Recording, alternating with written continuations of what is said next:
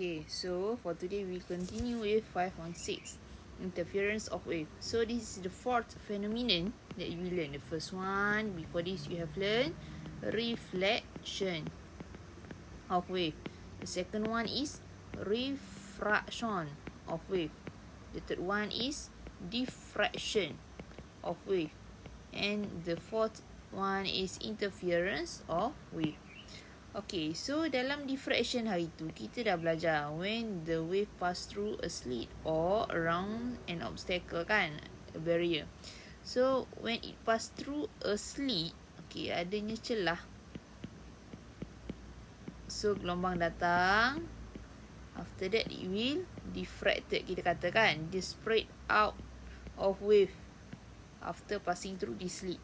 Okay, this one for the single slit. Bila kita ada double slit, contohlah double slit, ada satu lagi diffraction yang berlaku sebelah another slit ni kan. So dia pun akan overlap between these two wave. Okay, so di sinilah kita kata berlakunya interference. Okay, interference. Okay, so look at this photograph. Okay, fotograf ni menunjukkan ada dua aquatic ni kan. Bila dia berada, dia bergetar, bagi vibration pada water. So tengok adanya pertindihan gelombang itu. The two circular wave on the surface of water are in superposition. What happen when the two wave are in superposition? Okay, dalam keadaan bertindan ni. The principle of superposition states that when the two wave overlap, okay, the resultant displacement is the sum of the individual displacement of the two wave. Okay, apa maksud dia tu? The sum of the individual displacement. Setiap satu-satu itu hasil tambahnya ialah seolah-olah kita tambah secara vektor. Displacement kan vektor quantity. Okay, so maknanya bila kita measure dia punya amplitude, okay, maximum displacement from mean position. So katakan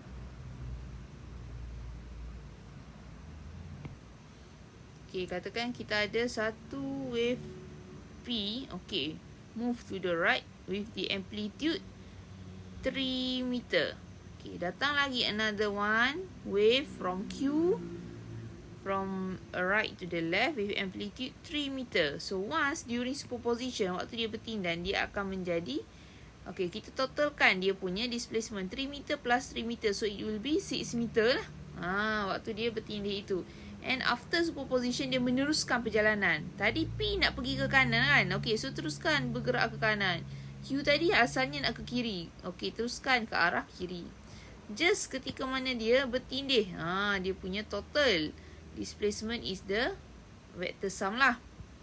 Okay, look at the point di atas ni interference with the coherent source of wave. Okay, apa maksud coherent ni? Okay, coherent means, okay, the two sources are coherent when frequency of both wave is same and phase difference is constant. So, kita kata dua sumber yang coherent ialah dua sumber yang mempunyai frekuensi yang sama dan phase difference is constant. Maksudnya perbezaan fasa, crest to crest, trough to trough itu sama.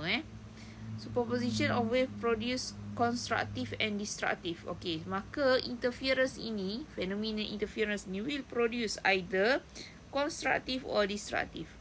Constructive means membina, interference membina. Destructive means memusnahkan, memusnah. Macam mana kita kata, di manakah berlakunya constructive interference, di mana berlaku destructive interference? Okay, constructive interference, okay, pada example number 1 ni, okay, so ia berlakunya constructive interference which is dia memberi nilai yang ada nilai lah. Dia punya amplitude once dia combine tu ada nilai, ada value. Okay, maka 6 meter tadi kita kata maka dia menghasilkan constructive interference. Selain pada itu, okay, tak semestinya crest bertemu crest sahaja. Ketika mana trough bertemu dengan trough juga, okay, dia ada nilai juga amplitude kan. Okay, tengok the second case tu. P move to the right, Q move to the left. Tapi dua-dua trough dengan trough. Okay, waktu dia bertindih, dia akan jadi trough yang sangat dalam. Which is the value is vector sum, hasil tambah dua-dua tu. Katakan negative 3 meter plus negative 3 meter. So, it will be negative 6 meter kan. So, dia ada value ketika mana dia superpose itu. Okay, after superposition, dia akan continue lah perjalanan asal dia nak ke mana tadi. Okay, maka ini juga dikenali sebagai constructive interference. Masih lagi constructive interference, membina. Sebab dia ada value pada amplitude ketika mana superposition. Okay, bilakah destructive tu yang memusnah? Okay, kita tengok the next example ni. When crest and trough are in superposition. Okay, yang bertemu crest dengan trough. Katakan P. P ketika mana crest. Okay, yang bergerak. Dan Q yang bertindan itu ialah trough. Okay, so bila bertindannya, okay, katakan kita letak value kan. Negative 3 meter. Sorry, P positif. Okay, sebab dia bukit ke atas. Amplitude yang positif. Q amplitude negatif kan. Negative 3 meter. So, during do superpose, kita kata positif 3 meter plus dengan negatif 3 meter. So, apa jawapannya? 0 kan? 0. So, that's why dia akan menghasilkan straight line begini sahaja.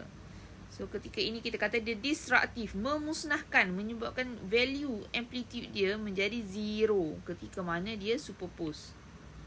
Alright. So, kalau air, kita katakan water wave. Dalam keadaan superposition yang destructive ni ketika mana ia tenang lah. Air yang tidak bergerak. Still water kan. Okay, ketika mana dua wave yang bertindan itu satunya crest, satu trough. Kalau crest dengan trough dia akan menghasilkan yang puncak lah yang kita nampak timbul paling tinggi. Trough pula yang trough pula akan menyebabkan yang tenggelam paling dalam. Okay, yang mana tenang point itu ialah destructive yang memusnahkan. Amplitude 0. Kalau constructive amplitude-nya ada value. Alright. So, ni ialah eksperimen to show the two coherent source of wave. Nak hasilkan sumber frekuensi sama. Kalau pada water wave dalam ripple tank ni, diletakkanlah vibrator dipper tu yang bersambung dengan motor yang sama. So, once on motor tu, dia akan menghasilkan two wave yang coherent lah. Kalau pada light wave pula, kita letakkan double slit. Double slit. Nak hasilkan dua celah supaya bila gelombang cahaya pass through the slit, dia akan menghasilkan two gelombang yang akan bertindan. Kalau satu sahaja slit, kita kata diffraction kan. Okey, pada sound wave pula, kita letakkan two loudspeaker untuk menghasilkan two source of sound wave lah. So, dia akan bertindan. Dia akan menghasilkan kawasan yang interference berlaku. So, konstruktif berlaku pada kawasan yang kita dengar kuat. Destruktif pula yang kita dengar slow. Okay, so interference of water wave. Okay, kalau pada water, kita akan nampak sebab pada ripple tank tu kita letakkan cahaya lampu di atas kan. Maka di bawah tu kita akan nampak dark and bright fringe ini. Dark and bright fringe secara bergila-gila yang mewakili crest dengan trough kan. Dan kalaulah berlaku interference, mana kita ada dua source yang kita tindankan, menyebabkan kita nampak line ni. Line with interface bright and dark areas ni. Okay. So, ketika mana bright bertemu dengan bright dan dark bertemu dengan dark, okay, menghasilkan constructive interference. Manakala, okay, so bright dark yang bergila itulah, okay.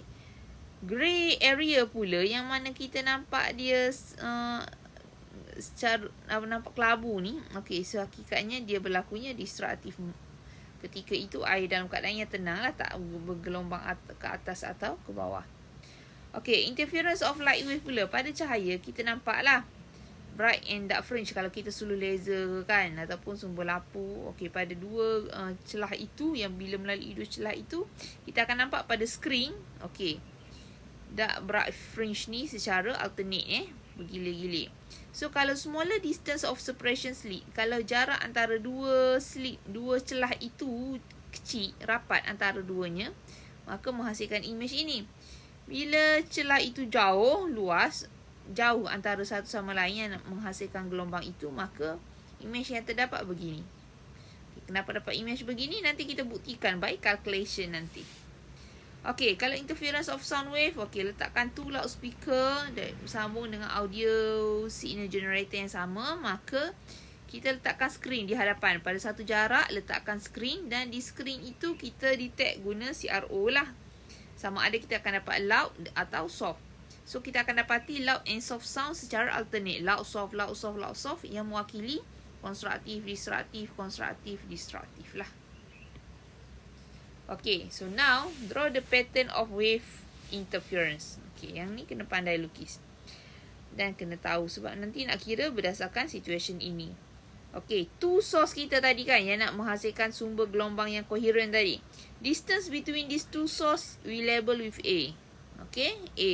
Distance between two coherent source itu A. Okay, sekarang kita pun buatlah kita punya wave kita. Okay, kamu boleh lukis secara accurate guna jangka lukis lah. Okay, so the red one is crest. Okay, line crest. Buat line crest. Yang warna merah ni kan. Merah yang secara straight ni. Crest. Begitu juga biru yang straight ni. Cuma ni daripada sumber kedua. Yang merah tadi pada sumber pertama. Kita nak tengok ni. Di mana ia bertindih sebenarnya. Supaya nampak jelas. Okay, so bila kita ambil compasses kita pun buat. Okay, buat line-line ni dengan jarak yang sama. Katakan 4cm antara satu sama line. So, line-line merah yang saya sedang trace kembali ni ialah crest daripada sumber yang pertama. Okey, sekarang kita lukis pula in between. Crest to crest ni. Crest. Mestilah ada trough kan? Maka buat dash line itu. Dash line ini mewakili trough. In between crest tu lah. Okey, so adanya trough bagi sumber yang pertama lah, source pertama kita. Okey, so dapatlah lukisan daripada source number 1. Okey, source 2 pula. Okey, dia guna warna biru kan. Okey, saya tekan balik atas warna biru ni. Yang straight line ni ialah crest pada sumber biru. Pada sumber yang kedua lah, source 2. So, buatlah line crest. Okey, dengan yang sama lah, wavelength yang sama buat frekuensi yang sama, coherent source ni. So, lambdanya sama. Okey, buat, tekan balik. Okey. In between, sebab dia pun samalah konsepnya. Crest to crest to crest. Okey, to crest. In between crest to crest tu adalah trough kan. So, buatlah dash line warna biru ni yang mewakili trough. Okey, in between these two crest, mesti ada trough di tengah dia tu. Okey, dah siap kita punya wave. Okey, sekarang kita nak labelkan di manakah berlaku konstruktif, mana destruktif. Tadi kita kata constructive interference akan berlaku ketika mana crest bertemu dengan crest ataupun trough bertemu dengan trough. Kan? Yang mana menghasilkan nilai amplitude tadi kan?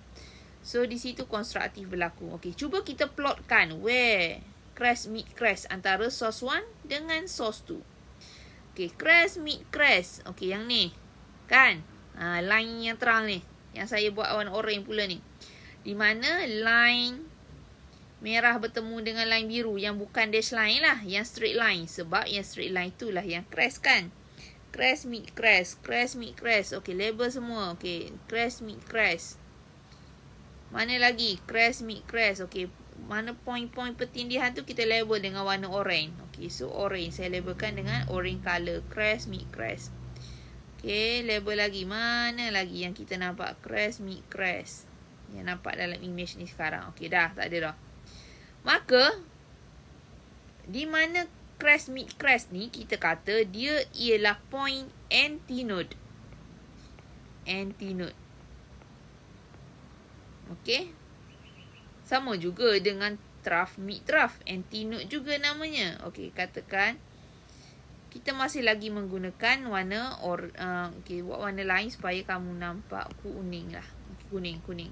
Saya labelkan warna kuning di mana trough meet trough. Trough meet trough, trough meet trough, trough meet trough, trough meet trough, trough meet trough, trough meet trough. Okey. So, ia juga dikenali sebagai antinode.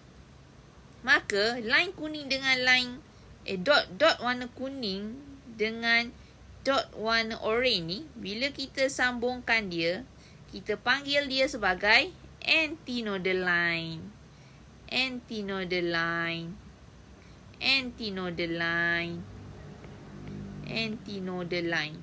Okey, so di sini constructive interference berlaku. Okay, ingat. Okay, so kita cari lagi. Kita plotkan pula untuk destruktif. Di mana crest, mid, trough. Okay, so yang tu destruktif. Kita buat label warna purple. Cari di gambar kita tu. Mana crest, mid, trough.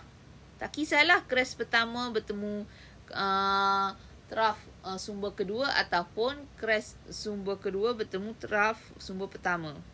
So tengok mana line straight bertemu dengan dash line. Sebab kita kata dash line tadi ialah trough kan. Okay, kita label balik. Straight line tadi crest, dash line, trough. Straight line, crest. Sama juga yang sebelah sana lah. Mana semua yang straight line tu, yang kita tak buat dash tu ialah crest kan. Yang mana dash tu ialah trough. Okay. So, sama juga dengan semua sumber ni. Trough, crest, trough. Okay. Jadi, crest bertemu dengan trough. Okay, di mana straight line bertemu dengan dash line? Mana? Sini lah. Nampak tak? Straight line merah bertemu dash line warna biru. Yang ni straight line warna biru bertemu dash line warna merah. Labelkan semua point yang mana titik yang garis straight bertindan dengan garis putus-putus. Crest straight line bertemu dengan dash line. Straight line bertemu dash line. Straight line bertemu dash line. Straight line bertemu dash line. Okay. So, point-point ini kita kenali sebagai node point. Node. N-O-D-E. Node. Tadi anti-node. Sekarang node. Untuk destruktif. Okay. Makanya, bila kita combinekan. Okay. Semua titik-titik-titik itu membuat satu line. Kita panggil dia sebagai nodal line. Nodal line. Nodal line. Ni pun sama. Nodal line. Okey, maka kesimpulannya boleh nampak tak? Antinodal line, nodal line, antinodal line, nodal line, antinodal line, nodal line. Okey, so dia akan bergilir-gilir. Okey, nodal and antinodal line itu. So di nodal line itu berlakunya destructive interference. Destructive. Point tu kita panggil point node atau antinode. Line tu sebagai antinodal line atau nodal line. Antinode points membentuk antinodal line. Node points membentuk nodal line. Okey, apa penting benda ni? Okey, so kita tengok next page. Okey. Kalaulah ia ialah sumber water wave, gelombang air, okey, maka katakan kita letakkan screen di sini kan, letak screen di belakang ni. Tempat node dengan anti-node ni. So, kita letakkan cahaya jugalah di atas supaya kita nampak pada ripple tank itu image tu bright and dark fringe dan kita tafsirkan. Ketika mana dia akan terbentuk di screen ni dark and bright yang secara bergilir sebenarnya pada screen depan dia ni. So, anti-node line akan membentuk bright. Nodal line dark. Antinode bright. Nodal dark. Antinode bright. Okay. Bright and dark fringe secara alternate ni. So bright to bright. Bukan lambda lambda tu sekarang daripada crest to crest. Tak nampak pada screen. Bright to bright pada screen tu kita kata simbol X. Distance between two consecutive bright. Atau two consecutive dark. Dark to dark juga ialah X. Simbolnya. Okey, jarak antara dua sumber tadi kita kata simbolnya ialah A, small a. Okey, sekarang jarak antara dua sumber sehingga ke skrin di mana kita ukur tu kita kata D. Kita simbolkan dengan capital D. Maka kita nak cari lambda sekarang. Okey, kita tak boleh nak cari secara direct di gambar ni. Di gambar wave kita dua ni kita akan tahu daripada kita punya pengiraan. Sebenarnya dia ada buat secara trigo. Kita akan dapat hubungan A dx dengan lambda tu sebenarnya. Lambda ialah AX per D. Nak tahu lambda untuk source itu. AX per D. Kalau pada sound wave, okey, dia tak jadi bright dark lah screen tu. Kita akan ukur di situ bunyi. So, kita akan dengar soft sound, loud sound, soft sound, loud sound. So jarak antara soft to soft itulah X, ataupun loud to loud. Okay, so ni lah tafsir tadi, lambda A, X and D tadi yang kita dah terangkan tadi. Okay, so relationshipnya lambda A, X per D. So semuanya unit yang sama. Maksud saya, kalau A tu unit meter, X meter, D meter, lambda dapat meter. Kalau A tu in cm, X must be in cm, D in cm, so lambda in cm. Make sure in the same unit. Semuanya ialah length. Okay, look at the example. Example number 1, yang double slit ni. Okay, so bila double slit menghasilkan two wave akan overlap. So berlaku superposition, maka berlakulah interference di sini. Okay, apa clue yang kita ada?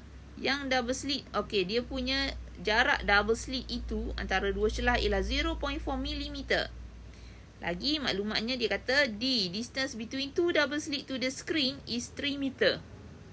Okay, next, distance between the adjacent bright fringe 4.5 mm. Adjacent yang berurutan lah. So X 4.5 mm. What is the wavelength used? Dia tanya lambda. Okay, so tulis dulu formula lambda AX per D. Dan saya dah pesan tadi, make sure semua in the same unit.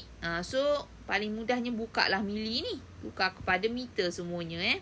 So mili 10 power of negative 3. Tukarlah. Maka 0.4 times 10 power of negative 3. A. X-nya pula 4.5 times 10 power of negative 3. D dah pun bagi dalam meter, cantik. Okay, semua dapat meter.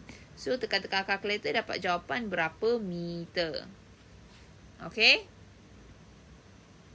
Okay, application of the interference. Okay, knowledge of interference of wave is widely used. Okay, tengok dia punya example di bawah tu. Okay, contohnya saya ambil contoh yang kedua ni. Pada spek, okay, hakikatnya banyak cahaya masuk kan. Berlakulah pertindihan kan between the light rays itu. So, coating with the surface of anti-reflection lens cause reflected light to interfere destructively. Okay, so dia design supaya berlakunya destructive interference di situlah. To improve the vision. Kalau tidak akan nampak banyak reflected light lagi lah pada mata pemerhati itu. Okay. So itu sahaja. That's all. So you may answer this formative practice 5.6.